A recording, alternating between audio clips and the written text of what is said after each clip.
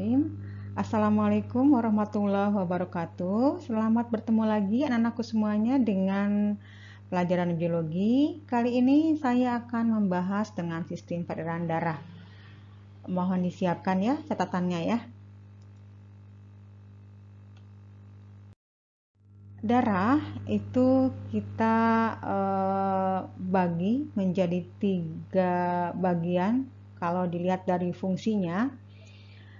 Pertama adalah fungsi sebagai membantu transportasi pada manusia, kemudian kedua pertahanan terhadap serangan penyakit, yang ketiga sebagai pengatur suhu tubuh.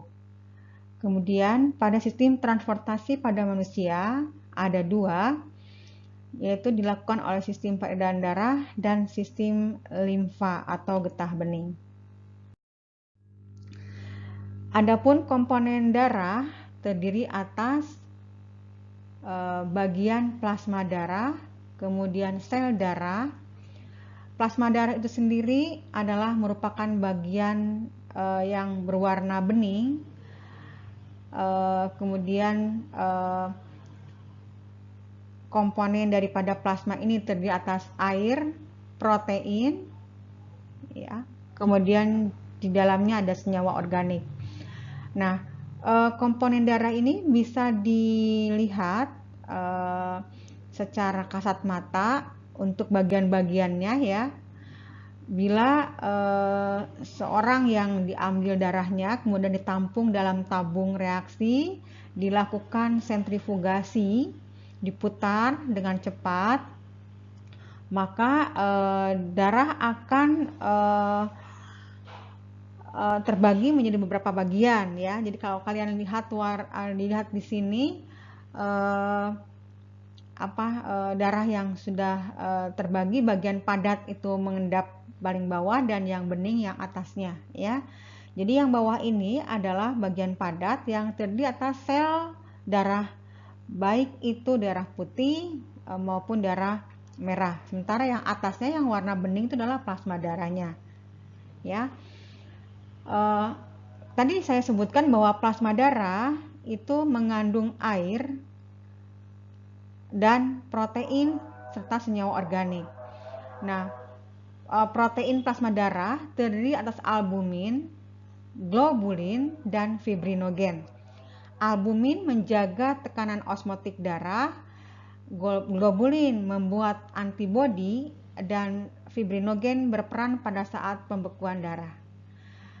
Adapun bahan organik yang ada di dalam plasma darah itu biasanya ada glukosa, asam amino, lemak, vitamin, hormon, garam mineral. Kemudian di dalamnya juga ada terlarut bahan-bahan organik lain, misalnya asam urat atau urea atau kreatinin ya. Nah, pada saat sekarang ya, zaman COVID ini, pernah tidak kalian mendengar ada penyembuhan untuk orang yang terkena COVID itu dengan cara mendonorkan plasma darahnya. Jadi orang yang sudah pernah kena COVID, plasma darahnya diambil kemudian didonorkan kepada orang yang sakit dengan harapan plasma darah dari orang yang pernah sembuh, yang pernah terinfeksi COVID, kemudian dinyatakan sembuh, diyakini dia mengandung antibodi terhadap COVID ya. Dan di beberapa negara hal ini dikembangkan dan menjadi metode pengobatan mereka ya. Di Indonesia pernah digulirkan tentang hal ini, tapi saya tidak tahu perkembangannya seperti apa ya. Itu. Jadi kalau kita lihat plasma darah itu adalah bagian dari komponen darah yang sudah tidak ada fibrinogennya ya, sudah diambil fibrinogennya gitu ya. Jadi apa isinya di dalam plasma darah? setelah diambil fibrinogennya itu ada contohnya ada 4 macam antibodi. Contoh di sini misalnya presipitin, aglutinin, lisin, dan antitoksin. Ya. Kita lanjut. Nah, bagian padat daripada darah adalah sel darah. Sel darah itu ada terdiri atas salah satunya adalah eritrosit. Kalian lihat gambarnya di sini. Eritrosit itu yang kita sebut dengan sel darah merah, warnanya merah gitu. Lihat bentuknya, dia seperti cawan ya, seperti cawan. Di tengahnya ada cekungan. Para ahli mengatakan bentuknya bikonkaf gitu ya. Jadi tengahnya itu dia cekung. Kalau kita lihat di bawah mikroskop, cekungan ini lebih gelap ya. Orang sering keliru, oh ini ada intinya, bukan, padahal dia bentuknya cekung gitu ya. Jumlahnya sekitar 4,5 juta per 1 mm kubik, dan tubuh kita mampu menghasilkan 2,5 juta eritrosit per detik. Di manakah dia diproduksinya? Di sumsum tulang belakang atau di sumsum tulang. Dia tidak bisa melakukan pembelahan sel karena dia tidak punya inti ya. Oleh karena itu, pembentukan sel darah merah tergantung banget pada sumsum tulang ya. Dan usianya di sel darah ini tidak lebih dari 3 bulan ya. Kita lanjut.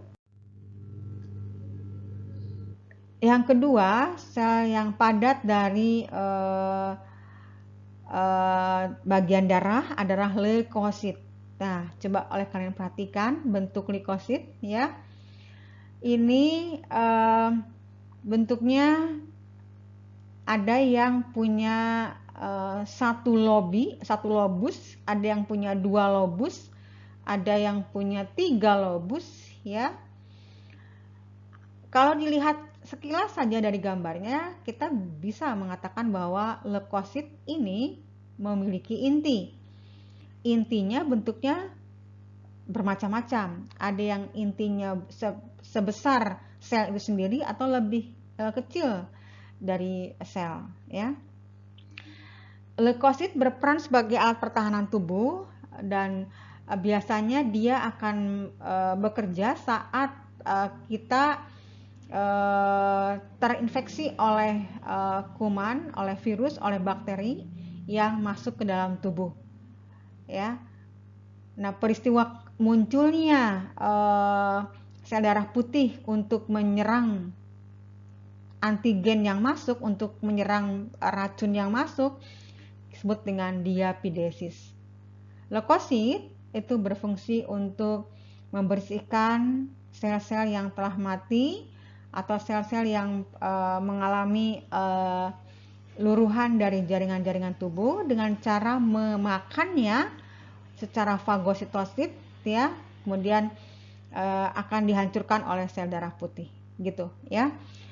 Jumlahnya di tubuh orang dewasa sekitar 4.000 sampai dengan 13.000 per milimeter kubik.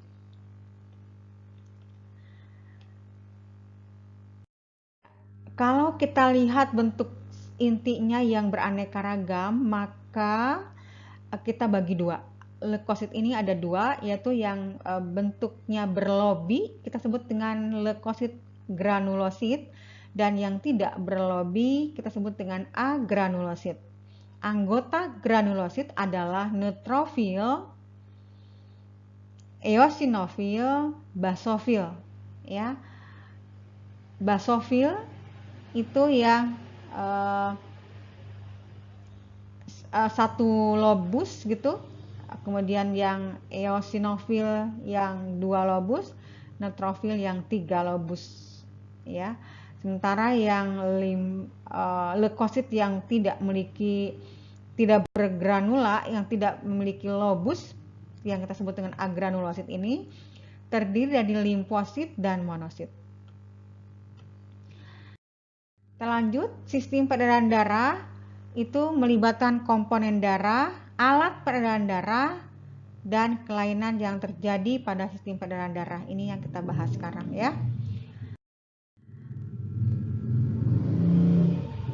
Nah, tadi kan sudah saya bagi untuk sel darah putih yang bentuknya berlobus ya, basofil, eosinofil, dan neutrofil. Kalau diberikan pewarnaan, maka basofil ini tampak akan berwarna biru ya, karena dia menyerap warna metilen. Dan dia memiliki zat beku heparin sehingga dia membantu darah agar tidak membeku di dalam pembuluh darah. Sementara eosinofil itu ada sekitar jumlahnya 2-3% dari jumlah leukosit, dan dia paling berperan pada saat seseorang terkena paparan bahan makanan bahan makanan atau zat dari luar yang mampu menumbuhkan alergi ya.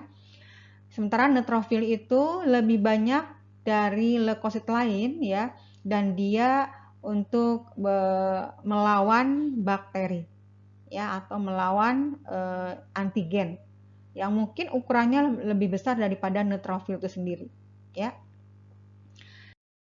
Kita lanjut untuk limfosit ya, jumlah terbanyak kedua dan dia ada dua macam, yaitu limfosit B dan limfosit T. Yang B ini berasal atau diproduksi dari sumsum tulang belakang, matangnya juga di situ. Sementara limfosit T itu ada dibentuk di sumsum tulang belakang tapi dimatangkan di kelenjar timus ya. Fungsinya untuk melawan virus. Ada lagi limfosit T ini juga dibuat oleh kelenjar getah bening ya, kemudian di tonsil kita, dan juga di limfa. Selanjutnya untuk monosit ini adalah leukosit dengan bentuk inti selnya yang ukurannya lebih besar, dan dia bisa bergerak berputar-putar dalam aliran darah dengan kecepatan yang tinggi, seperti amuba ya, karena dia punya kemampuan melakukan fagositosis itu ya. Kita tahu bahwa neutrofil dan monosit ini adalah bagian yang paling utama dalam tubuh kita dalam rangka untuk menyerang atau membentuk kekebalan tubuh ya, karena dia punya kemampuan untuk melawan secara fagositosis. Kita lanjut untuk trombosit. Anakku, trombosit ini ukurannya paling kecil ya. Bentuknya oval, jumlahnya sekitar 200.000 sampai 200.000 sampai 500.000 per milimeter darah ya, dan dia disusun di sumsum tulang. Sel yang membentuk trombosit ini disebut dengan megakariosit. Umurnya hanya beberapa jam saja, karena dia akan terpanggil, akan keluar saat kita mengalami luka atau luka sehingga terbentuknya trombosit ini. Nanti kita akan jelaskan di proses pembekuan darah ya. Lanjut. Nah, ini berikut adalah pembekuan darah. Di sini peran trombosit akan sangat kelihatan. Jadi begini anak-anakku, pada saat tubuh kita terkena sesuatu yang menyebabkan luka, maka ada di dalam darah kita segera setelah kita tertusuk atau mengalami luka, dia akan mengeluarkan enzim namanya tromboplastin ya, atau trombokinase. Tromboplastin ini ya bersama dengan ion kalsium ya dengan vitamin K akan merangsang protein yang inaktif dalam darah namanya protrombin menjadi trombin. Ya. Bisa dilihat dari bagian ini, berarti proses pembentukan trombin juga dipengaruhi kadar ion kalsium dan vitamin K. Kalau orang yang kekurangan vitamin K, bisa dipastikan dia akan sangat sulit membeku darahnya karena trombinnya terbentuknya juga lama gitu ya. Keberadaan trombin ini akan aktifkan fibrinogen ya, juga ini tidak aktif di dalam darah, ada tapi belum aktif, diaktifkan oleh trombin ya, diaktifkan oleh trombin menjadi fibrin ya, menjadi fibrin.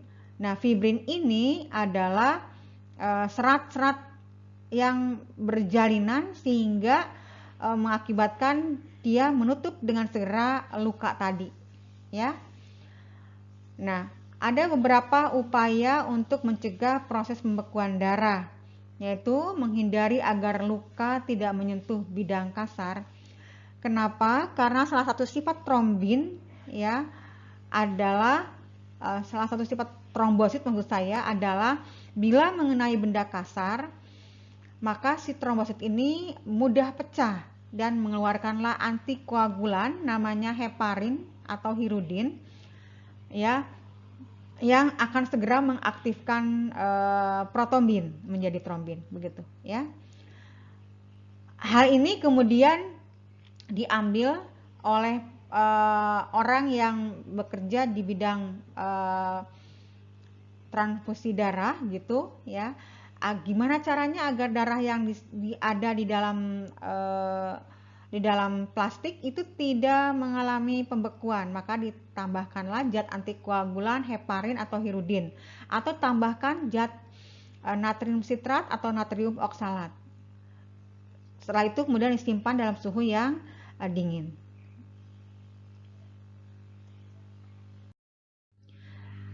Nah, berikut adalah bahasan tentang golongan darah. Kita singkat saja, sebetulnya banyak sekali teorinya tentang golongan darah ini, tapi saya ambil untuk yang pembagian darah dibagi oleh si Carl ya, dimana menurut si Carl darah pada manusia dibagi menjadi 4 kelompok berdasarkan keberadaan aglutinogen dan aglutininnya. Ingat ya, aglutinogen dan aglutininnya.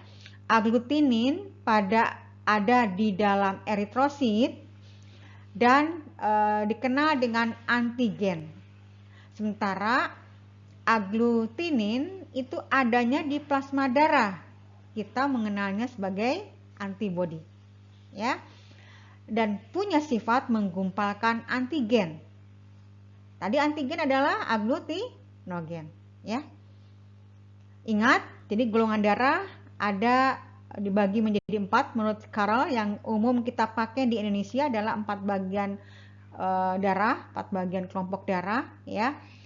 Karena berdasarkan keberadaan aglutinogen dan aglutininnya. Gitu ya. Jadi misalnya begini. Orang yang bergolongan darah A berarti dia punya aglutinogen A. Tetapi di dalam plasma darahnya mampu memproduksi beta ya, aglutinin beta. Dan orang yang bergolongan darah A mampu menerima darah dari A dan O, dan dia pun mampu memberi kepada orang bergolongan darah A serta AB gitu ya. Tetapi orang bergolongan darah A tidak bisa menerima darah dari yang bergolongan B. Karena apa? Karena dia punya aglutinin beta. Ya, bila dipaksa masuk maka akan terjadi penggumpalan. Penggumpalan terjadi bila aglutinogen bertemu dengan aglutininnya. Kita lanjut untuk yang golongan darah B. Golongan darah B ini adalah orang yang punya aglutinogen B ya di eritrositnya dan aglutininnya di plasma darahnya alfa. Orang ini mampu menerima darah dari golongan darah B dan O, dan dia tidak bisa menerima darah dari orang bergolongan darah A atau AB. Ya, dan orang bergolongan darah B mampu memberikan darah kepada orang bergolongan darah B atau AB. Kita lanjut pada orang bergolongan darah AB. Orang yang bergolongan darah AB berarti aglutinogennya A dan B dan dia tidak punya aglutinin, ya, sehingga dia bisa menerima darah dari golongan darah A, B, AB, dan O. Dan bagaimana untuk orang bergolongan darah O? Orang bergolongan darah O tidak punya aglutinogen, tetapi dia punya aglutinin. Jadi orang bergolongan darah O itu adalah orang yang tidak punya ciri di dalam eritrositnya, ya. Tapi dia punya antibodi alfa dan beta. Artinya dia mampu menggumpalkan darah yang beraglutinogen A, B, dan AB. Gitu ya. Kita lanjut. Nah, ini saya berikan contoh bagaimana orang yang bergolongan darah A, ya, artinya orang bergolongan darah A ini mau memberikan kepada orang bergolongan darah lain. Kenapa akan terjadi penggumpalan, ya? Kenapa? Sebab orang itu ini berikan contohnya, ya.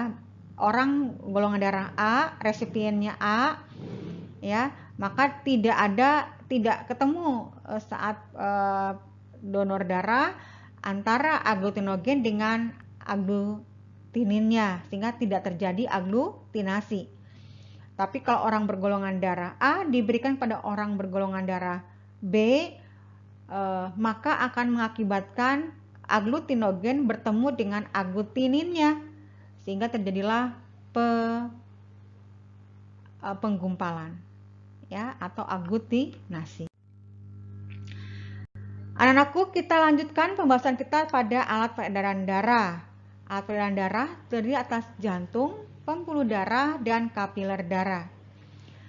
Alat peredaran darah jantung, ya, itu adalah salah satu organ utama dalam kelangsungan hidup kita, ya, karena kita tahu bahwa jantung ini mampu memompa darah ke seluruh tubuh dengan sangat kuat, ya, melawan gravitasi bumi. Dengan demikian maka secara ritmenya tiap orang masing-masing berbeda-beda, darah itu akan dipompa ke seluruh tubuh kita sambil membawa bahan makanan, sambil membawa oksigen, pokoknya hal-hal yang penting dari tubuh kita untuk segera disebarluaskan ke dalam sel yang ada dalam tubuh kita. Dengan demikian akan terjadilah kelangsungan hidup kita, ya, secara dinamis, ya. Nah, agar dinamis maka jantung itu akan terus-menerus berkontraksi tanpa lelah karena dia punya struktur otot jantung yang tidak pernah lelah, ya. Otot jantung ini kerjanya otomatis dan kita sebut sebagai autonom. Ya, dia berkontraksi dan berelaksasi tanpa ada rangsangan dari luar, ya, dari saraf sadar maksudnya. Berikut adalah bagian-bagian jantung. Jantung terdiri atas bagian kanan dan kiri, ya. Bagian kanan dan kiri yang masing-masing ada dua bagian pula, yaitu disebut dengan atrium dan ventrikel. Atrium dalam bahasa Indonesianya sebagai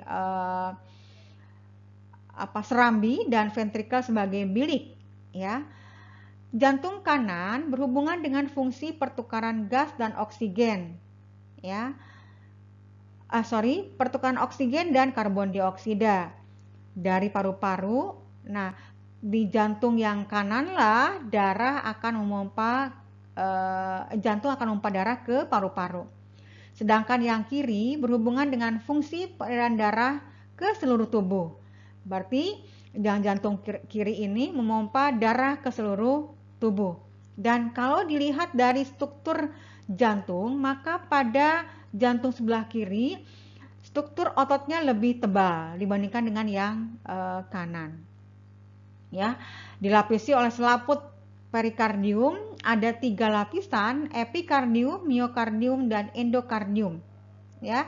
Jantung punya 4 ruangan, dan di jantung ini terpisah oleh katup, ya, di setiap ruangannya. Nah, kita kasih sedikit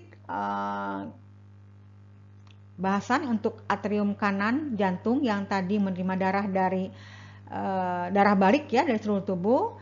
Atrium itu tadi serambi, ya. Atrium kiri menerima darah yang bersih dari paru-paru.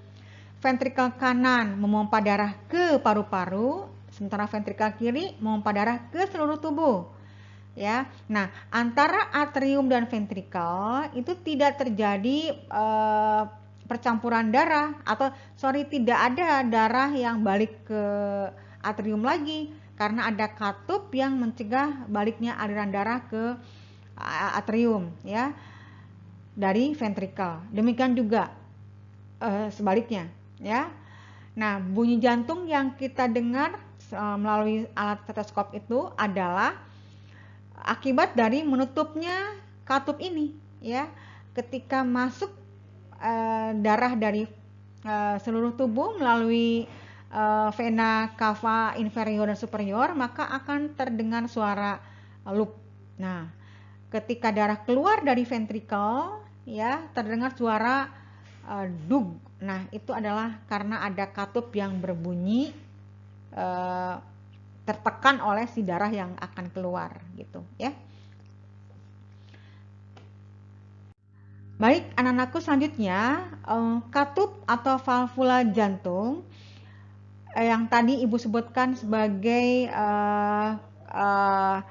katup yang membatasi antara bagian ruangan di paru-paru, ada terdiri atas katup tricuspidalis, katup semilunaris, dan katup bicuspidalis, ya.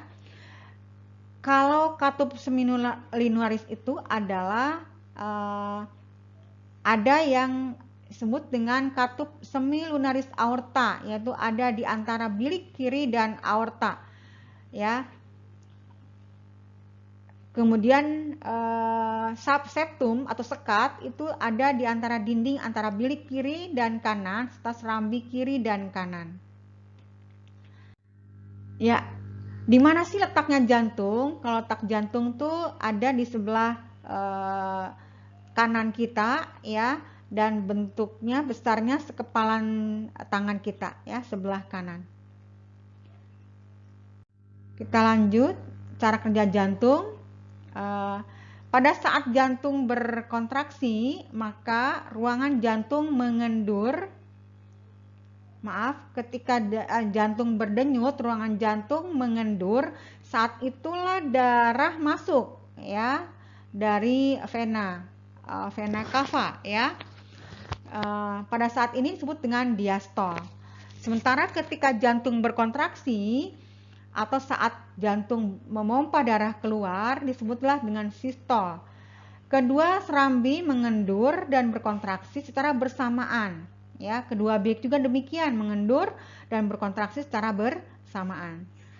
Darah yang kehabisan oksigen dan mengandung banyak karbon dioksida akan segera dibawa oleh vena terbesar kita yang menuju ke serambi kanan, untuk selanjutnya akan dibawa ke paru-paru, ya. Jadi setelah atrium kanan terisi darah, dia akan mendorong darah ke dalam bilik kanan. Dari bilik kanan ini dipompa ke katup pulmonalis, ke dalam arteri pulmonalis menuju ke paru-paru. Untuk kemudian darah akan mengalir melalui pembuluh darah kapiler, lalu dia akan mengelilingi sepanjang kantong alveoli di paru-paru. Terjadilah difusi oksigen dan CO2 di sana. Kemudian oksigen akan diikat oleh darah pada hemoglobinnya, lalu dia akan masuk lagi ke vena pulmonalis menuju serambi kiri.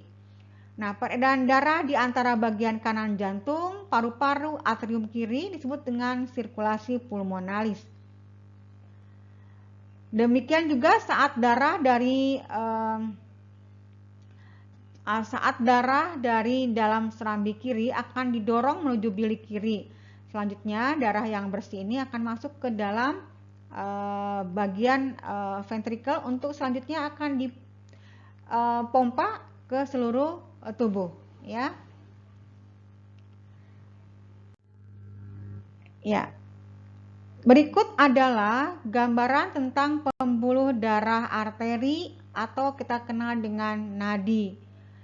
Pembuluh darah arteri itu lebih tebal dibandingkan dengan pembuluh darah balik, ya, dan strukturnya terdiri atas endotelium, membran basal, jaringan elastis, otot polos, dan jaringan penghubung, ya. Kita lihat bentuknya seperti itu, nah, ya. Jadi bagiannya terdiri atas endotelium, epitelium yang paling dalam, kemudian membran basal, dasar bagian keduanya, ya, dan jaringan elastik serta otot polosnya. Berarti di sini otot polos ini kerjanya memang tidak dipengaruhi oleh saraf sadar, ya. Kita lanjut selanjutnya sifat pembuluh darah vena berikut, ya. Dia punya bentuk seperti ini. Ada bagian katupnya sehingga darah nggak bisa kembali lagi ke darah. Walaupun dia bentuknya mungkin menjauhi melawan gravitasi bumi karena dia akan bergerak ke jantung gitu. Tapi darah tidak bisa balik ke bawah, ya, karena dia ada katup yang menghalangi darah tidak bolak-balik gitu, ya. Itu bagian-bagiannya, kalian boleh lihat di sana ada katup, ada endotelium, ada membran basal, jaringan otot polosnya, serta ada jaringan ikatnya, ya. Pembuluh darah vena yang kita ketahui ada pembuluh darah vena pulmonalis yang membawa darah ke darah yang kaya akan oksigen ke jantung lagi, ke bagian serambi kiri jantung masuk. Dan ada pembuluh darah vena cava, ada dua, ya, vena cava superior yaitu darah balik yang menuju jantung tapi kaya akan CO2 akan masuk ke dalam serambi kanan, ya. Demikian juga vena cava inferior masuk ke serambi kanan yang kaya akan CO2, ya. Ini lihat perbedaan antara arteri dan venanya, ya. Arteri dan venanya di sana kalian lihat perbedaannya. Untuk arteri lebih tebal, venanya lebih tipis ototnya, kemudian letaknya jauh di permukaan tubuh. Jadi kalau kita pegang gitu, dia untuk yang arteri ini tidak mudah dirasakan, ya, denyutnya oleh kita. Kalau terasa itu karena yang vena yang paling atas bisa disentuh, dipegang, ditekan oleh kita dan terasa ada denyutnya. Itu adalah vena, ya, karena posisinya memang di permukaan atas. Kalau terluka, tergores, maka darah untuk yang bisa keluar dari arteri akan cepat memancar keluar karena kan dia darahnya baru keluar dari jantung. Sementara kalau terluka pada bagian venanya cenderung tidak secepat darah yang keluar bila arteri yang luka, ya. Baik, itu perbedaan antara arteri dan vena. Nah, antara arteri dan vena dihubungkan oleh pembuluh darah halus namanya kapiler, ya. Kapiler darah ini adalah darah yang sangat kecil jaringannya dan menghubungkan antara arteriol dan venula, ya. Disinilah terjadi pertukaran oksigen dan CO2 yang habis pakai di dalam sel. Nah, kalau saya flashback, ya, dari paparan saya tadi, saya sempat menceritakan bagaimana darah bergerak, ya, dari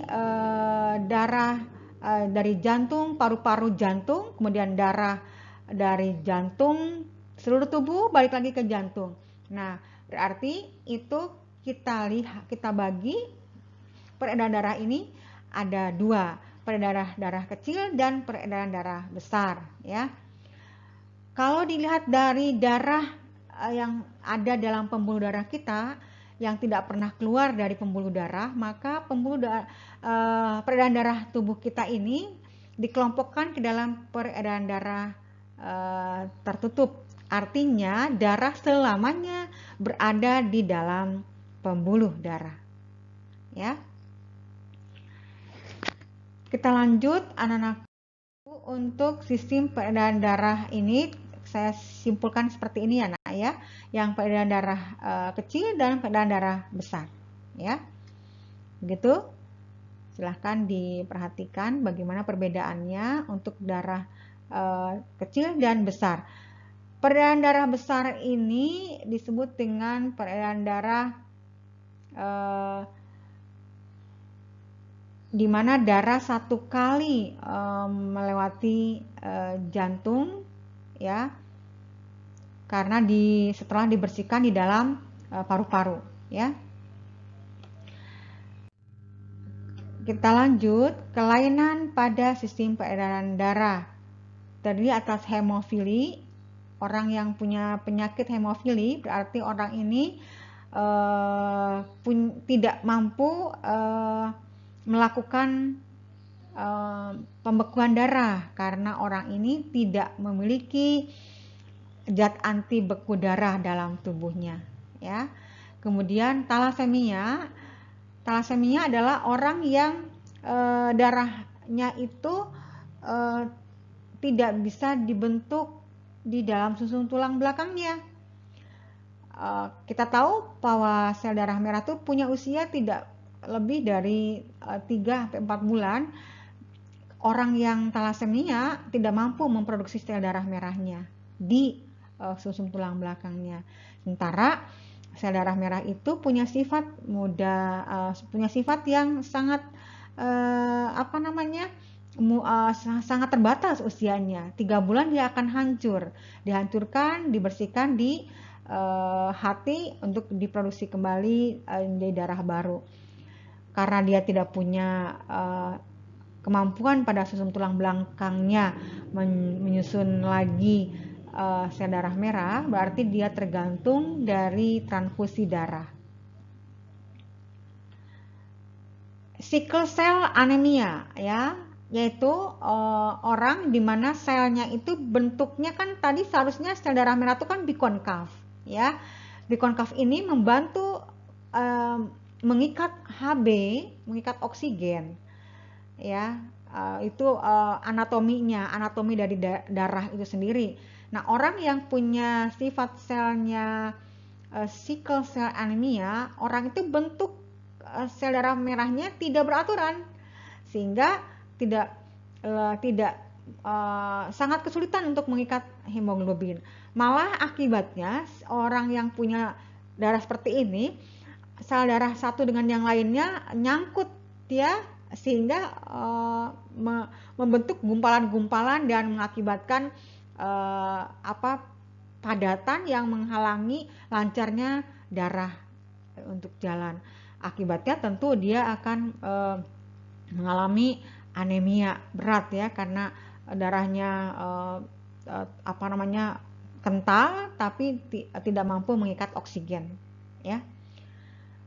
Lain lagi dengan anemia. Kalau anemia adalah penyakit kekurangan darah ya. Kalau leukemia adalah sel darah putihnya, kita tahu ya, sel darah putih itu kan punya inti. Setiap sel yang punya inti punya kemampuan membelah diri. Untuk apa? Untuk melawan benda asing untuk pada sel darah putih ini. Nah, orang yang leukemia, sel darah putihnya terlalu aktif membelah dirinya sampai jumlahnya melampaui batas normal. Akibatnya dia memakan semua benda yang dianggap oleh dia itu adalah benda asing. Bahkan mungkin sel darah merah juga dimakan oleh dia. Akibatnya orang yang leukemia suka kekurangan darah, ya, darah merah, ya. Berikut anak-anakku semuanya kelainan dan penyakit pada sistem peredaran darah. Ya. Ada erythroblastosis fetalis di mana seorang bayi lahir mengalami kuning ya karena keracunan darah kelas darahnya si bayi terracuni oleh darah ibu ya, darah ibu. Kalian boleh baca nanti untuk penyakit ini ya, untuk erythroblastosis fetalis. Ada lagi penyakit jantung koroner, di mana terjadi pengendapan atau ada hambatan di arteri koronernya ya pada jantung. Silakan kalian baca lagi untuk penyakit-penyakit yang lain ya, yang berhubungan dengan sistem peredaran darah.